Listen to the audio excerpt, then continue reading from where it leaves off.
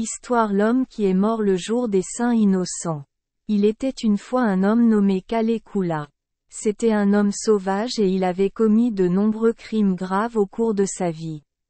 Quand il est venu mourir et que sa femme a pris la Bible pour prier pour lui alors qu'il était allongé là, il a dit: Non.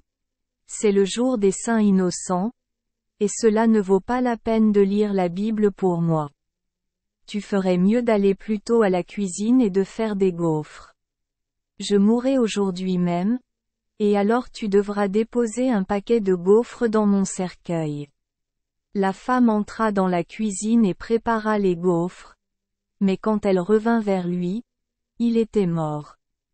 Calécoula a donc été déposé dans le cercueil avec un paquet de gaufres à côté de lui. Puis il arriva aux portes du paradis avec son petit paquet de gaufres sous le bras et frappa.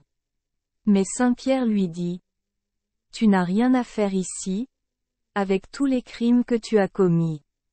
Oui, c'est peut être le cas, mais je suis mort le jour de la Saint Innocent, a déclaré Calécoula, pour qu'au moins je puisse regarder à l'intérieur et voir les enfants innocents.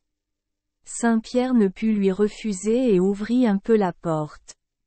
Calécoula profita de l'instant et s'écria: Venez, petits saints innocents, vous aurez des gaufres.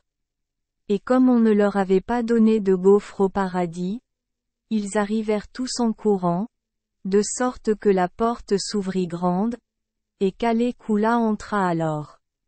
Mais Saint-Pierre alla trouver notre Seigneur, lui raconta ce qui s'était passé et lui demanda ce qu'il fallait faire.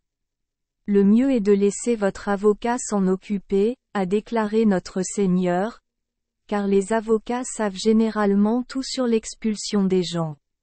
Saint-Pierre cherchait partout, mais ne trouvait pas d'avocat. Puis il retourna vers notre Seigneur et lui rapporta qu'il était impossible de trouver un seul avocat dans tout le paradis, et Calécoula fut autorisé à rester là où il était.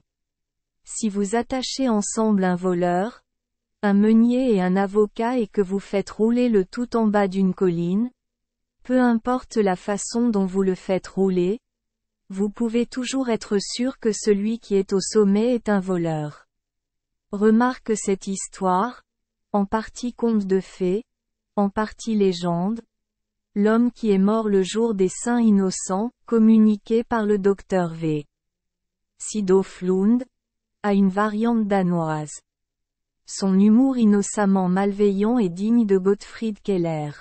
Merci les enfants des Esperluette Croisillon 39. Avoir écouté des contes de fées au jour Esperluette Croisillon 39. 8. Espérons que les histoires apporteront aux enfants des moments heureux et significatifs. Si vous aimez notre chaîne, veuillez appuyer sur le bouton S Esperluette Croisillon 39. Abonner, pour ne manquer aucune histoire intéressante. Je vous souhaite une bonne nuit de sommeil et de beaux rêves. Rendez-vous dans la prochaine histoire.